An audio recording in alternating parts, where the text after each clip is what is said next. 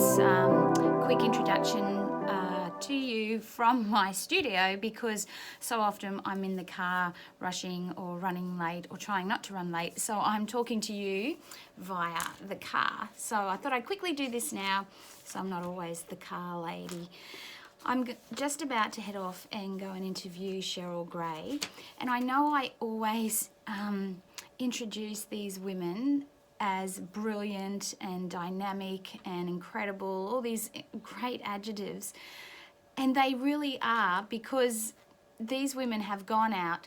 They are part of 34% of the Australian population now are women in business. And there's various reasons why these women are going out and starting their own businesses: to keep their skill sets up, to be able to juggle that work and life. They've maybe have kids or have kids growing up, and so they're wanting to move back into the workforce. There's lots of reasons why, but women are taking up 34% of the business workforce now. So it's a big topic, it's a big industry, and women are dynamic. Regardless of what you're doing, you are juggling, you are making things happen, and it's sort of like the extra jobs that you're doing. You've got your family, you've got your life, you've got everything happening, and it's not just work where you go there and you come away from it. This is like having another life, business, baby, child sort of thing. Your business takes up so much energy, and it's an added energy to the amount of stuff that you're already doing. So that's why I do describe these women as dynamic and incredible, because they are. Even if it's a small business, they are doing something. They're going out there, they're creating something, they're creating a space in their life to work in, to provide a service and make it the very best thing that they can do. So that's why I'm interviewing these ladies, to get the word out there and to also shine a light on them. I want people to see these women that are in our communities. I know there are women that are highly successful and they're making it big. I don't think they'll let me come and interview them, but I want to shine the light on the women that every day that your paths cross, that you see every day out in your own communities, and they are doing it. They are the ones that are providing you service and good quality. So that's why this whole chat room is going, and getting these ladies sometimes is very difficult. Today I am going to interview Cheryl Gray. She's from Purple Patch, and she actually has lots of businesses, and she is dynamic, and she is incredible, and she is so down to earth. And you'll see this come through in the interview. I'm really excited. It's taken a while for us to be able to get our people and her people talking so that we can actually get this date. It's because everyone gets busy and things pop up in life. So today I'm just about to head off. Nothing's been cancelled, and it's all going to happen. So I hope you really enjoy today's interview. I'll chat to you soon. Bye.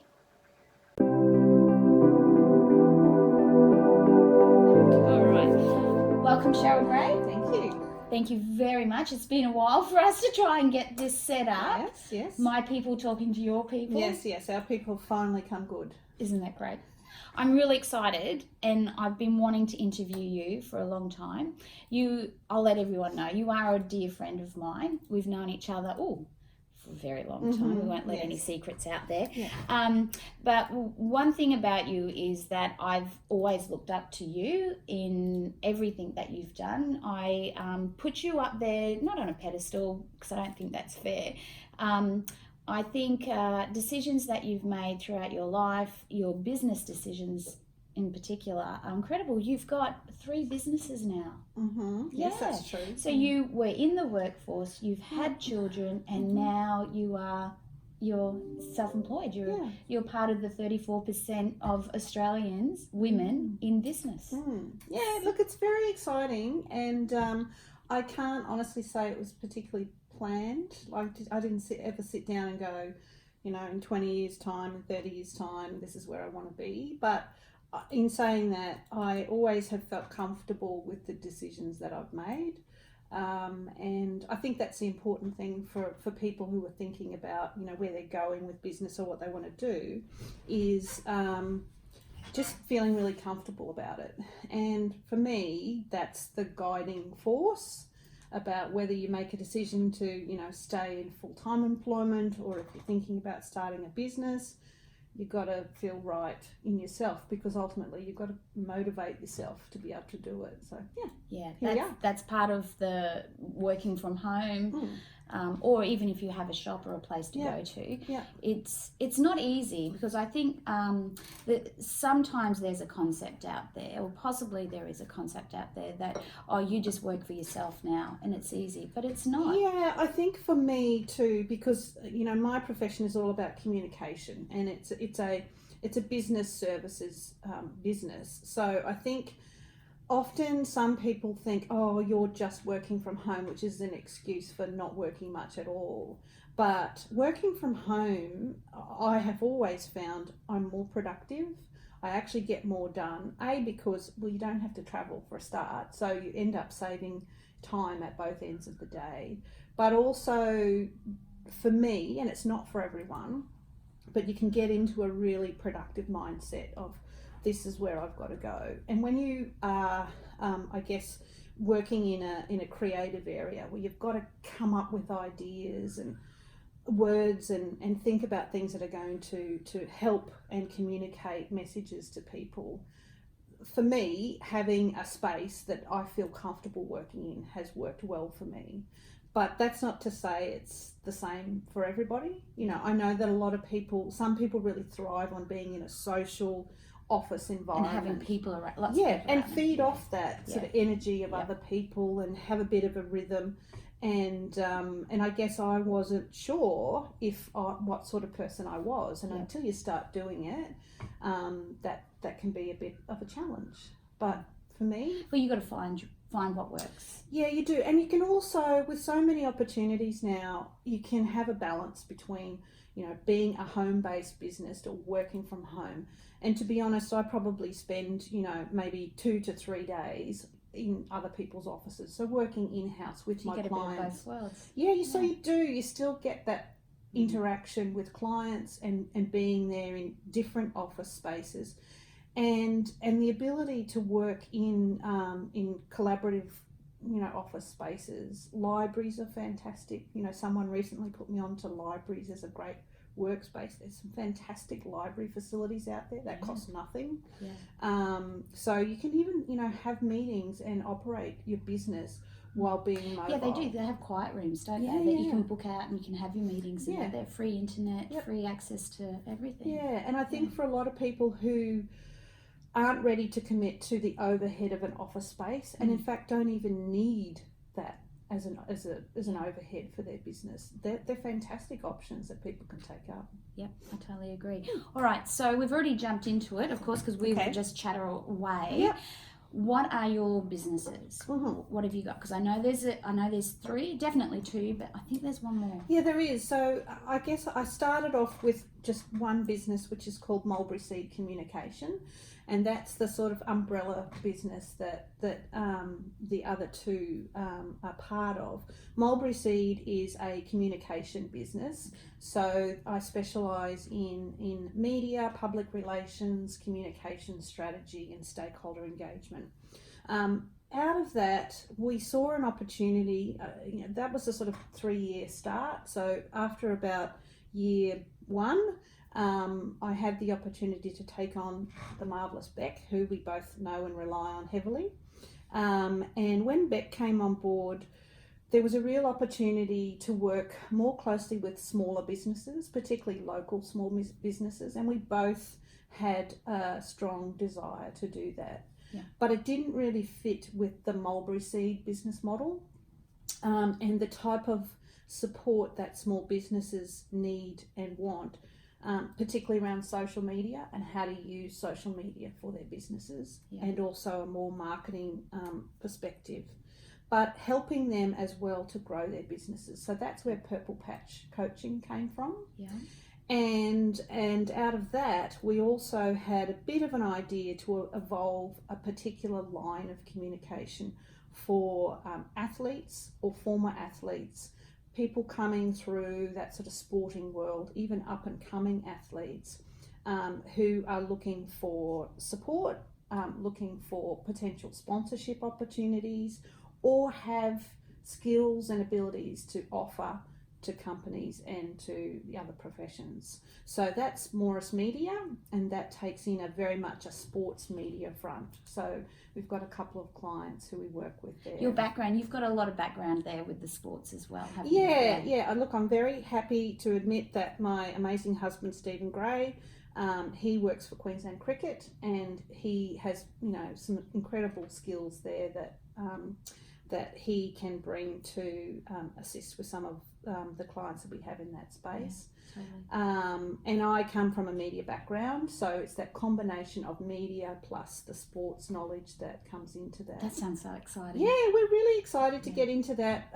One of our clients is Jodie Fields, the former Australian cricket captain, who is an amazing person. And the great thing about my business is the people that I get to work with. So I get to work with amazing people who are, like, I don't need motivation, because I get motivated by seeing them doing great things and going, wow, what an amazing person like you, who can start a business, get into it, has a product idea, can bring it to fruition, and it's really exciting. It's exciting for me. So that's where things are going for us. And it, like you said, it's a transfer of that energy too. Yeah. Because sometimes me being at home doing my business in the studio, which I love and everything, but you sort of, I think I feed off in other people as well. So I'm always like, Beck, I think I need a meeting, even if it's just a touch base, sort of get where we are on our planning, that sort of thing, and then it sort of gets me motivated, energized again, and off I go. That's true, and that's one of the things that we do through Purple Patch Coaching is one-on-one business coaching. And initially that starts off as, look, you've got to get your business plan in place. Let's help you to do that. What are your goals? How are you going to get there? Have you got your processes in place to get you to those places you need to be? Yeah. But at a certain point, it then becomes an accountability mechanism. It's touching base once a month and saying, how are you going? How are you tracking against your goals? Yeah. Where are you doing well? Where are you falling down? What do we have to tweak, to get there? Yeah. And that's really useful for people, particularly, sole traders who are working on their own, to have someone who says, no, I want to see how you're doing. Yeah. Both it's in terms accountability, of right? It's accountability, and it's really important because otherwise time can slip by, and we get to the end of the year and we open that book that had our goals in it. We go, I didn't really get there. Yeah. And disappointment. And not because you didn't want to, but sometimes it's hard to do the things you don't particularly like, or you're not feeling overly confident on. So you'll stick with what you do know and what you feel confident with, and then the other one you just sort of keep it there. Yeah. You sort of touch it, but you don't. And often in those sessions, we find that people know intuitively there's an area where they're not sure about. So it could be, look, I'm not on top of my finances, I can't organise my time. And then you just sort of go, so what are you thinking you need to do about that? And then I have thought about, getting a bookkeeper, or I have thought about this. And often it's just that little push, that little nudge to say, well, let's commit to doing that. And in a month's time, I need you to come back and tell me how you've progressed that. Yeah. Sometimes we just need that little voice. And also, like you said, knowing that there's something that you're not good at, or something that you don't like, you don't want to do, why waste your time trying to do something that you keep procrastinating, you keep putting off? You are wasting time not doing it. Yeah. Give it to someone else. It's that's more valuable to you, because then you don't have to, you can put your time into the stuff that you like. I think anyone who runs a business very quickly realizes that time is the most important thing. Absolutely. And how they use that time and how they invest their skills and their abilities is really important. Yeah. And you can think, I could do this myself, I could make my own website or do my own accounts or whatever it is. You could.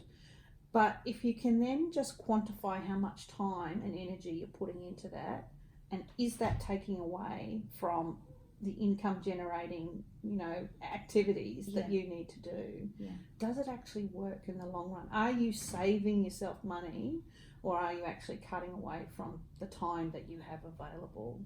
So I think the other great thing about that whole coaching process is it can be really daunting, when you've got all these things to do and it can seem so huge, particularly long-term sort of goals. But when you break it down into the smaller chunks, it really does become achievable. And that's when we sort of see the delight in people's faces and they go, yeah, I can do that. That's easy. I can do that. And it does start to sort of lift that burden. So in the businesses that you're running, things are changing so quickly. We've got social media, which is a big part of what you do. How are you keeping up with it? Because to me, I'm new into all this. I've been only set up since March, and I thought I was pretty savvy, but things change daily. They do. Like Facebook has changed, or Instagram's changed their way of doing things just over the last month. Like things are changing continually. How are you guys keeping up? So part of that is, again, that investment of time. And, I'm very fortunate in that Beck McCohen, who is our social media manager, is able to spend some time and keep on top of that stuff, because that's an important investment both personally and for our clients. And I guess the great thing with social media is everybody's out there watching it. If something changes, somebody notices it, so they write about it. There's lots of blogs, there's lots of pieces out there. So it's just investing regular amounts of time to stay on top of it, but also interpreting what's important for our clients and what isn't. Sometimes you can get so far into the way something works and lose sight of, well, why did I want it to work for me in the first place? So I think, social media is just another channel. Because you still got to keep true to what you're trying to say, or what you're trying to sell, or what it is that's the essence of your business. You still got to keep that amongst all of the changes, isn't it? So one of the things that we've talked to people about is, if you're just going onto social media to get more followers or more likes, then don't bother. Just pay someone, you can buy them, you'll have huge numbers, terrific. But will that actually help you sell your product or service? It won't. Because if I can have 1,000 people from, Uzbekistan or wherever as my followers, the chances of them actually buying anything from me is pretty much zero. But if I have 10, 15, 20, 300 followers who know my business, who are actually actively engaged in what I do and are looking for the services that I provide, they're the ones that I want following me. So knowing your niche market. Knowing who you are speaking to in any form of communication, whether it's Instagram, Facebook, any of those opportunities, is thinking about, who am I talking to?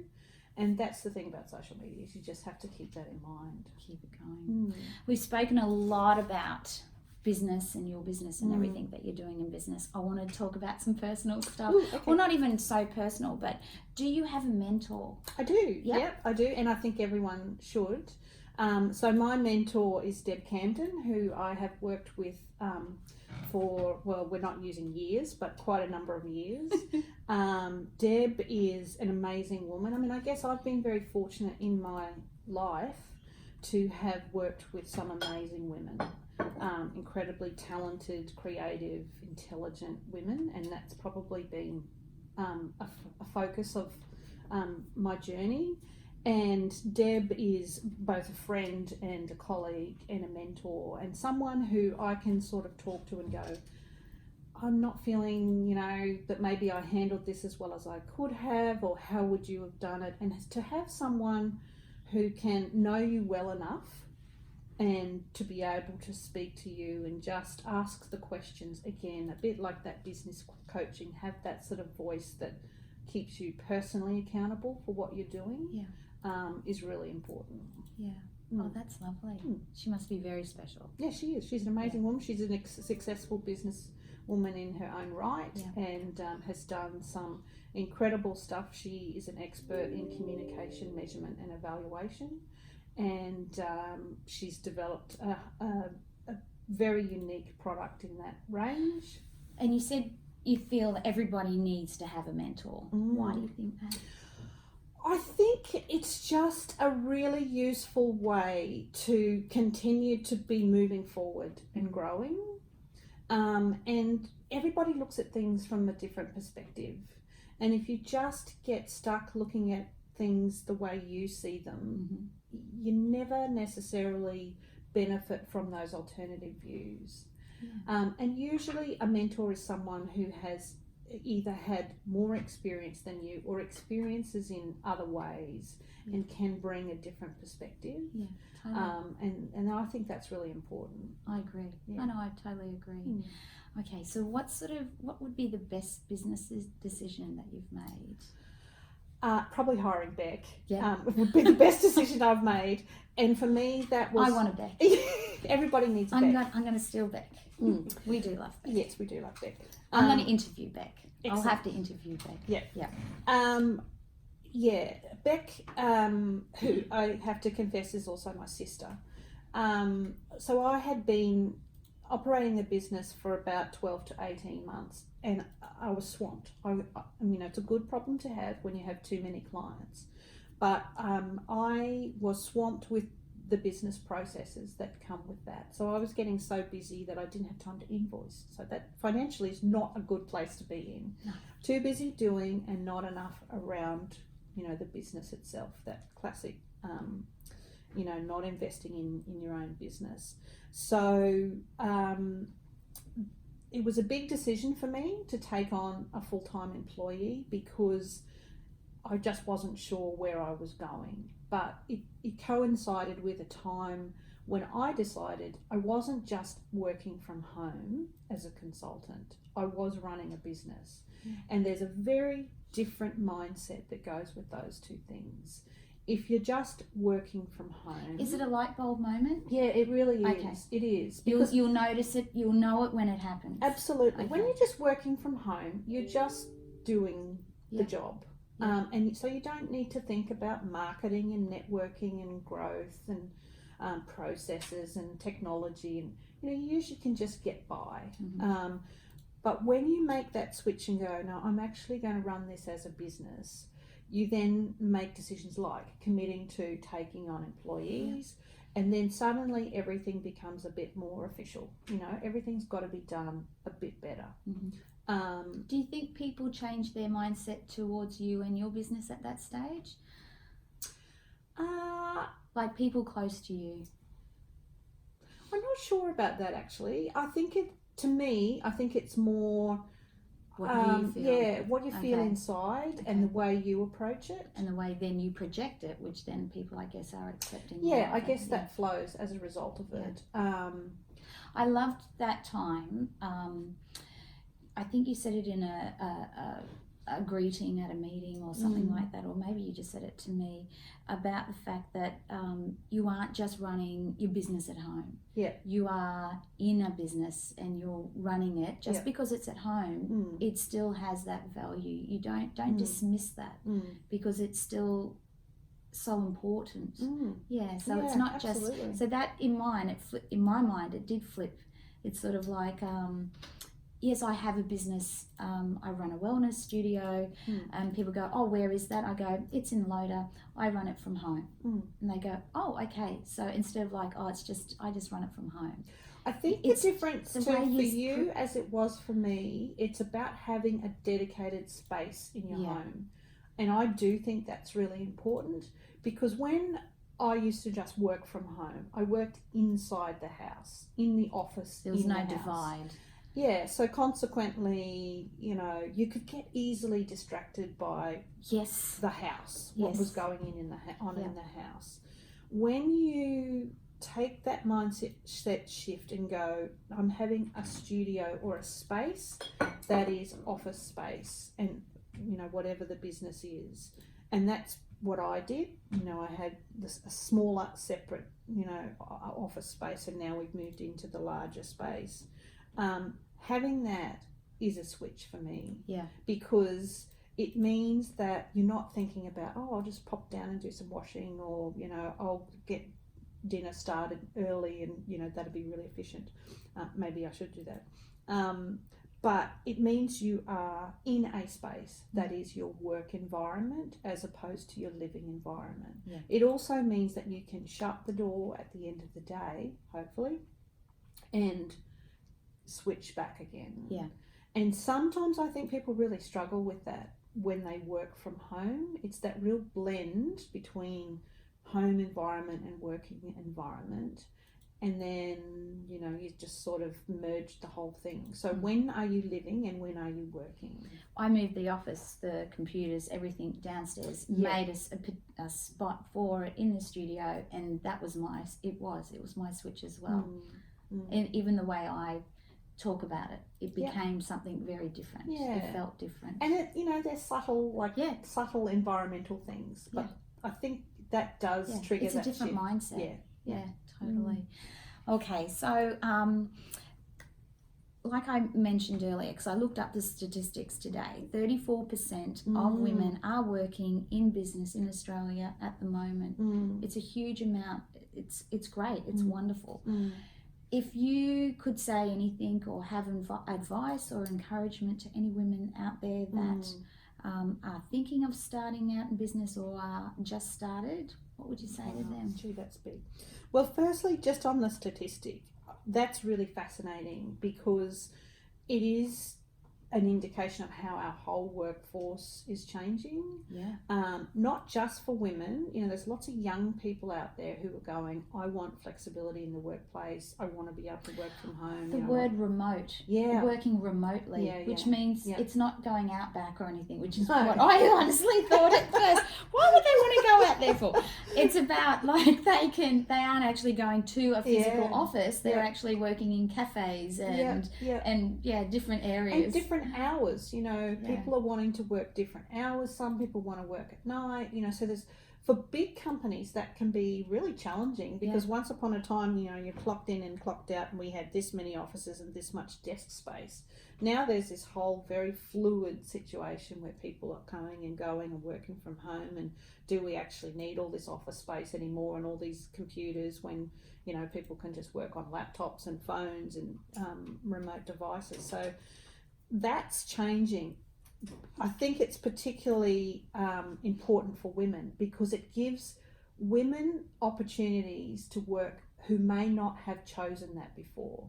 You know, women who've said, I can't go and work full time or even part time in an office environment or a business because, you know, I've got, you know, children, I've got commitments, I've got volunteering, I've got other things to do, so I won't do that.